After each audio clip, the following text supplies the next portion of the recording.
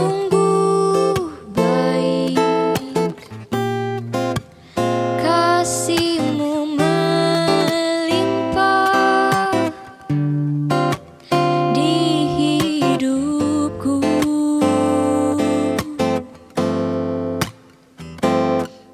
Bapa, ku berterima kasih berkat-Mu hari ini yang Kau sediakan bagiku. Ku naikkan syukurku buat hari yang Kau beri, tak habis-habisnya kasih dan rahmat-Mu. Selalu baru dan tak pernah terlambat pertolongan-Mu, besar setia-Mu di sepanjang hidupku.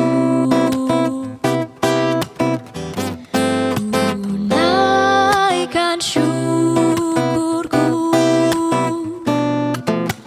buat hari yang Kau beri, tak habis-habisnya kasih dan rahmat-Mu. Selalu baru dan tak pernah terlambat pertolongan-Mu, besar setia-Mu di sepanjang hidupku. Besar setia-Mu, besar setia-Mu, besar setia-Mu di sepanjang hidupku.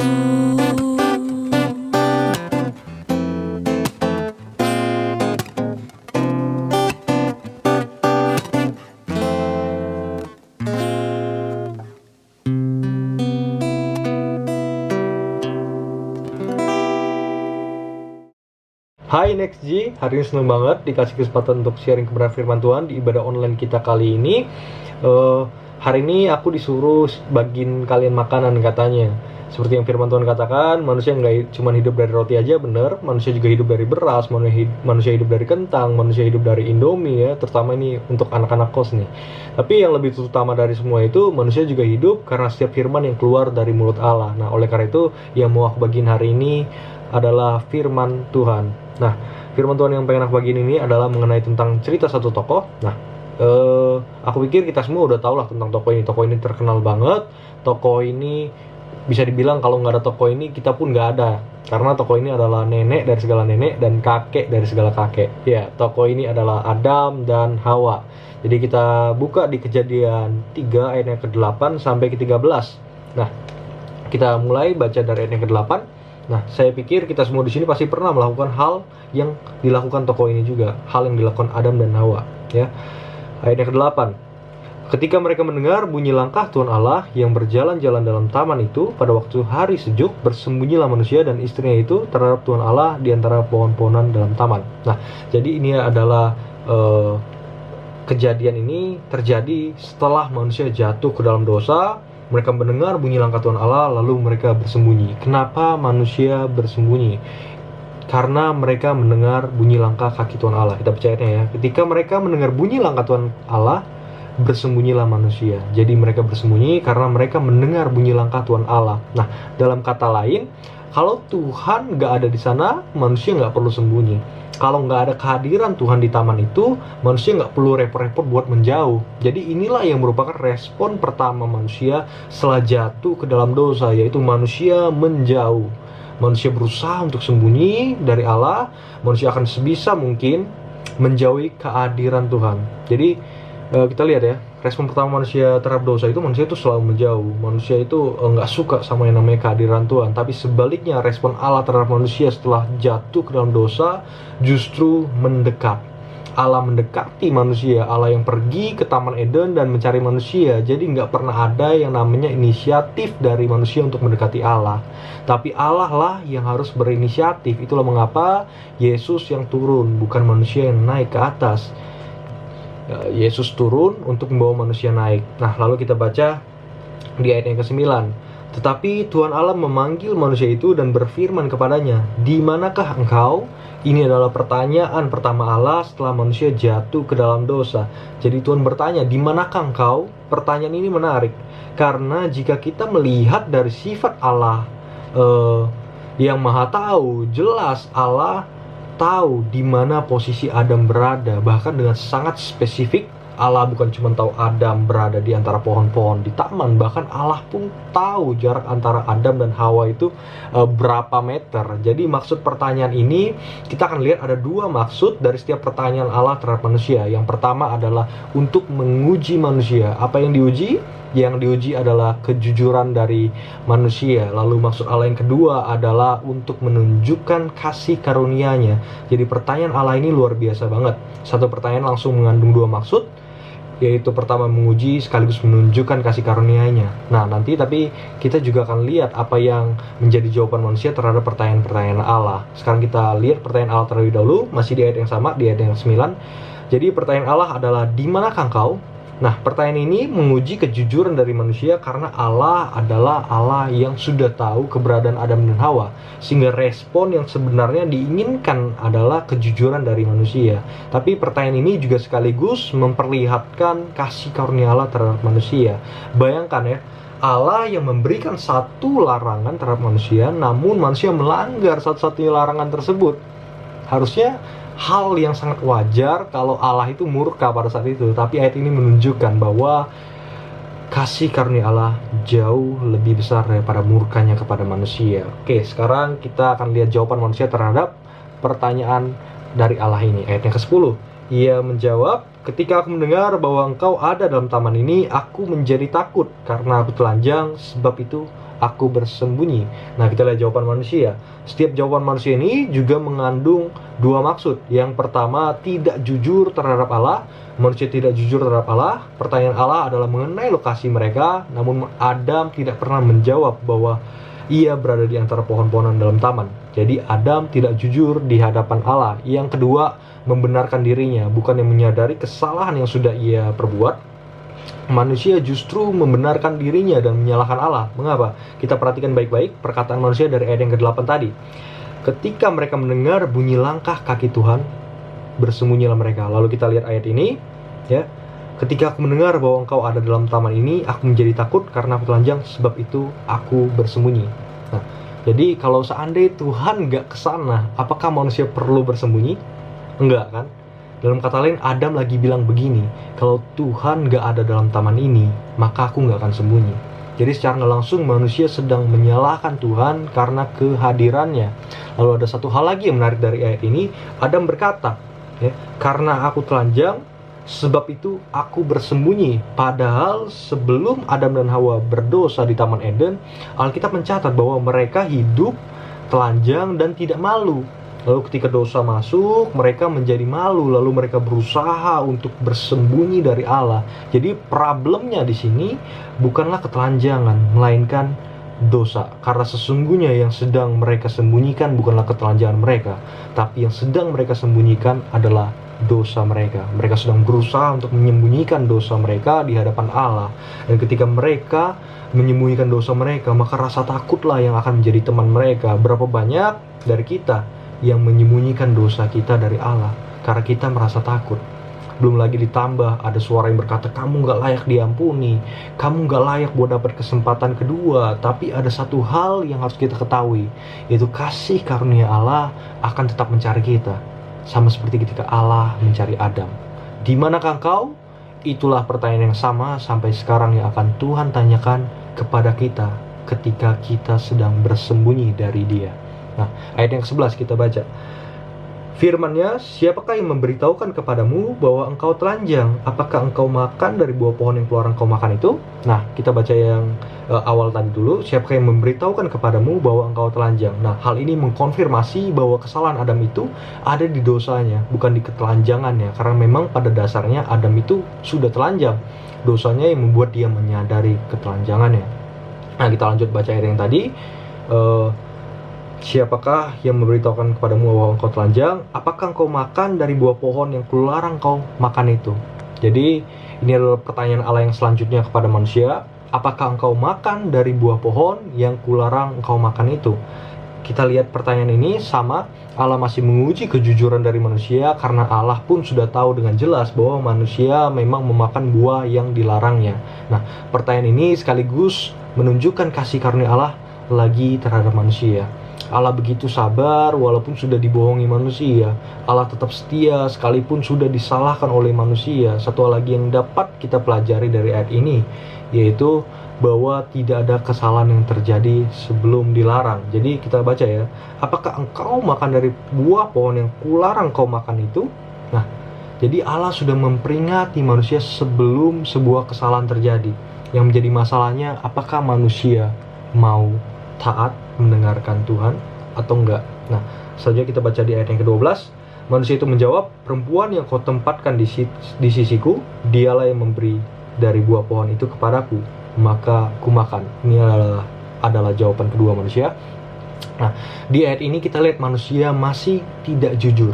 Mereka masih tidak ingin mengakui dosa mereka di hadapan Allah.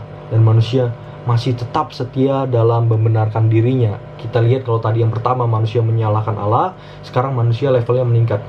Manusia menyalahkan Allah untuk kedua kalinya, ditambah manusia menyalahkan sesamanya manusia demi membenarkan dirinya. Kita lihat lagi ayatnya. Manusia itu menjawab, perempuan yang kau tempatkan di sisiku, dialah yang memberi dari buah pohon itu kepadaku, maka aku makan. Pertama, manusia menyalahkan perempuan, ya, yaitu sesamanya manusia. Yang kedua, manusia menyalahkan Allah lagi. Perempuan yang kau tempatkan di sisiku, karena kau yang menempatkan, makanya bisa terjadi sampai seperti ini. Ya, kalau perempuan itu tidak pernah kau tempatkan di sisiku, maka hal ini tidak pernah terjadi. Jadi dalam kata lain, Adam sedang berkata seperti itu. Kalau kau tidak ciptakan wanita itu, kau tidak taruh wanita itu di sisiku, maka hal seperti ini tidak mungkin terjadi. Tapi karena wanita yang kau tempatkan di sisiku, karena dialah aku makan buah ini. Jadi manusia menyalahkan Tuhan, manusia juga menyalahkan perempuan. Lalu kita baca ayat yang ke-13.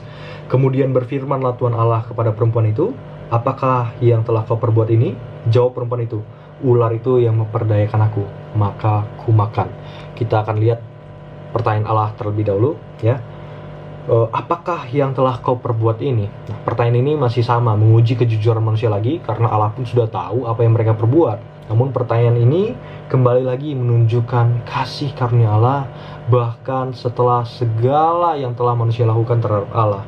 Namun kasih karunia Allah tetap tersedia bagi manusia. Lalu kita lihat jawaban manusia di sini.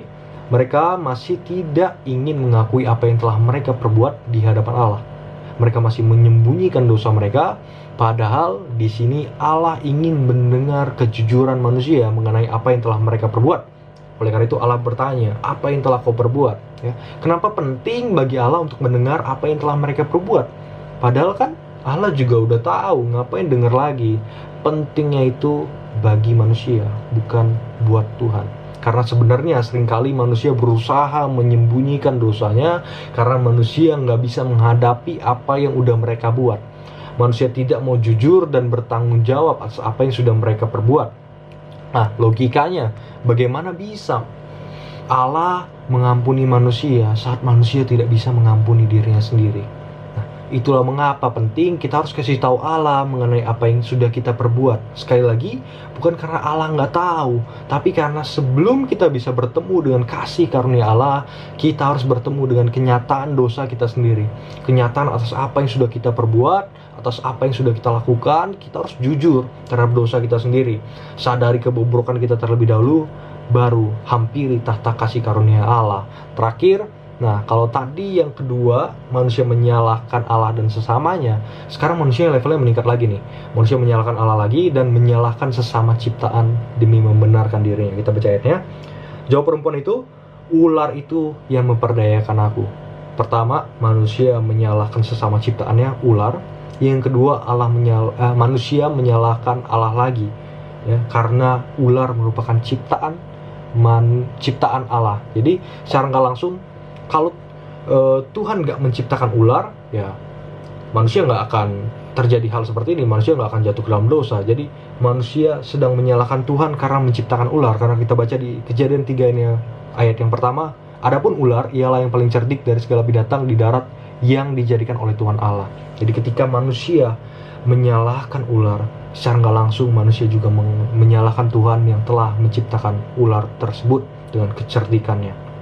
Nah, jadi kita lihat ya, ketika dosa disembunyikan, maka hasilnya tidaklah pernah tambah membaik, melainkan semakin parah. Kita lihat dari cerita Adam tadi, maka levelnya selalu meningkat. Mulai dari pertama menyalahkan Allah, kedua menyalahkan sesama manusia, ketiga menyalahkan sesama ciptaannya.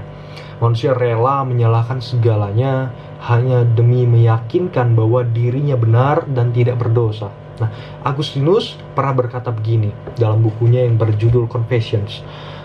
Dosa saya semakin tidak bisa disembuhkan karena saya tidak menganggap diri saya orang berdosa. Nah, padahal jika kita dengan berani mengakui dosa kita, mengakui kebobrokan kita sebagai manusia yang memang berdosa, maka itu akan membuka ruang masuk bagi kasih karunia Allah. Sehingga sebenarnya syarat untuk menerima kasih karunia Allah cuma satu, yaitu stop menyembunyikan dosa kita, melainkan kita harus deal with it, ya. Charles Spurgeon pernah bilang seperti ini, when we deal seriously with our sin, God will deal gently with us. Jadi ketika kita serius, ya, menganggap serius dosa kita, maka Tuhan pun akan menganggap serius urusannya dengan kita. Nah, jangan pernah berpikir bahwa Allah mengejar kita seperti untuk nagih utang, ya. Karena Dia mengejar kita sebenarnya untuk memberikan apa yang tidak pernah mampu untuk kita dapatkan dengan sendirinya, yaitu kasih karunia. Kasih karunia tidak mungkin manusia dapatkan secara sendiri, nggak mungkin kasih karunia manusia dapatkan dengan usahanya, tapi kasih karunia murni merupakan hasil pemberian Tuhan, murni hanya karyanya Tuhan. Nah, kita lihat ya, jadi kesimpulannya ya, Allah itu maha tahu. Ia udah tahu segala sesuatu yang Adam maupun Hawa perbuat. Tapi dari kisah ini, Allah ingin memberitahu Adam dan Hawa bahwa kasih karunia-Nya jauh lebih besar. Ya, Dia ingin memberitahukan kita bahwa kasih karunia-Nya jauh lebih besar dari setiap pelanggaran kita. Bahkan setelah ratusan sekalipun kita bohongi Dia, kasih karunia tetap sama. Kasih karunia cukup tinggi untuk mengatasi rasa bersalah kita, ya. Di bukunya Grace is Greater, Kyle Adleman mengatakan seperti ini. Kasih karunia-Nya cukup besar untuk menutupi rasa malu kita. Kasih karunia-Nya cukup nyata untuk memperbaiki hubungan kita. Kasih karunia-Nya cukup kuat untuk menopang kelemahan kita. Kasih karunia-Nya cukup manis untuk menghilangkan kepahitan kita. Kasih karunia-Nya cukup mengobati untuk memulihkan kecewaan kita. Kasih karunia-Nya cukup indah untuk menebus kehancuran kita. Oleh karena itu, tidak ada hidup yang terlalu rusak yang tidak dapat dipulihkan oleh kasih karunia Allah yang begitu indah. Oke, kita berdoa. Ya Bapa, bersyukur Tuhan, terima kasih buat hikmat perkataan yang Kau berikan kepada hamba. Hamba sudah selesai, kiranya Roh Kudus-Mu yang tetap bekerja, Roh Kudus-Mu tetap berbicara, bekerja dalam setiap hati kami, mengingatkan kebenaran firman-Mu Tuhan.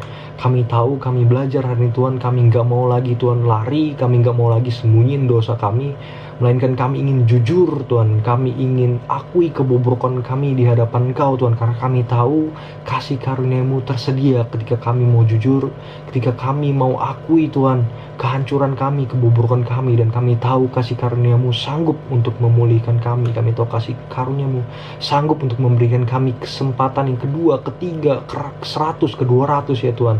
Terima kasih Tuhan Yesus. Terima kasih ya Bapa, dan tidak lupa Tuhan, biarlah segala kemuliaan kembali Tuhan ke dalam nama-Mu yang agung, mulia, dan perkasa. Dalam nama Tuhan Yesus, hamba telah berdoa dan mengucap syukur. Haleluya, amin. Terima kasih Next G, Tuhan memberkati.